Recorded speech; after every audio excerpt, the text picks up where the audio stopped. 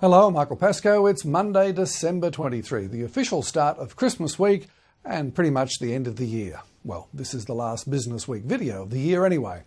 It's traditional then to make either a best of year spray or a tongue-in-cheek awards presentation or a collection of bold forecasts about the year ahead. So we won't do any of those. Instead, how about a couple of things I've been trying to mention and haven't, a little perspective about the good and the bad, starting with something the new government might have got right and received no praise for, blocking the ADM takeover of GrainCorp. Some Catholic school graduates might recall having to write ADMG at the top of their exercise books, short for Ad Majorem Dei Gloriam, which means for the greater glory of God. Well, that's got absolutely nothing to do with what we would have had if Archer Daniels Midland took over GrainCorp. Joe Hockey blocking ADM's GrainCorp bid was widely seen as the Treasurer caving into the National Party, a symbol of Australia not being open for business. I suppose that's typical of the politicisation of everything over the past few years, but it's not that simple. People much closer to the issues than the general and political media, people not carrying torches for ADM or GrainCorp's management, have a more relaxed view about Hockey's decision. There are two key issues that haven't had much of an airing: the sort of company that ADM is, and the failure of our competition watchdog in allowing GrainCorp to grab as much of the industry as it has. ADM has not had the cleanest of records as a corporate citizen, way back to Watergate days. Culture can be a curious thing. The latest example is the company agreeing on Friday to pay $54 million in criminal and regulatory penalties for bribing Ukrainian officials. They might have been a good fit with the old AWB. So there are reasons to be a little wary of the rather ruthless ADM and its promises, however much GrainCorp's now ex-CEO liked the deal. Combined with that, GrainCorp may have been allowed to grow too far, a failure of the ACCC. Farmers have had reason to be wary of ADM buying such a grip on their grain. And it's worth remembering that Hockey didn't overturn a Foreign Investment Review Board decision. FIRB itself was split on the deal.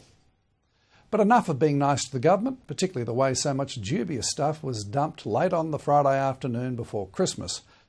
The first look at poor Greg Hunt's direct action mess, carry on up the carbon, was as sad as it was always going to be.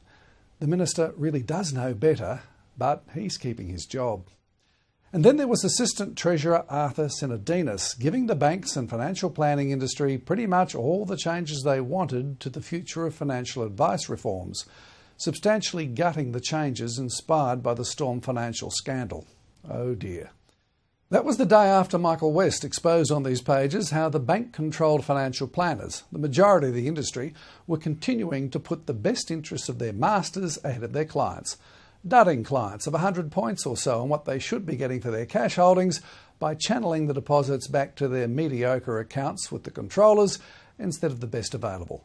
The sort of thing FOFA should have outlawed. Well, I waited for a red-hot poker to spear out of ASIC and right up the big banks' backsides. A fiery broadside from an outraged regulator shocked to find the biggest names in Australian finance abusing their power and position. Demands that the banks and the planners make good on what they had ripped off trusting clients. But of course, it didn't happen. So I asked, and ASIC has confirmed that this was not something it was currently looking at. Oh dear, what a sad and pathetic excuse for a regulator. Acts tough with the odd little guy, but runs away from the big boys, at most whipping them with a feather, and generally preferring to leave any hard stuff to litigation funders and their ambulance-chasing remora, which of course they only undertake when there's a buck in it for them, not because of any high principle. But you'll be relieved to know ASIC speedily swung into action to fall in behind Senator Sinodinos in taking less action. That seemed to come easily. But enough such churlishness about motives at the big end of town. There's a whole world to consider at year's end. It's obvious that major dangers and challenges remain, but the financial world is generally in better shape than it was 12 months ago. The Reserve Bank summary last week was about right. The two things that worry me in the medium term don't seem to worry many others: Japan and India. The former because of demographics and Abenomics stimulus only being sustainable with massive cultural change that is not happening. The latter because of demographics that the country requires massive cultural, political, legal and economic changes, and they're not happening.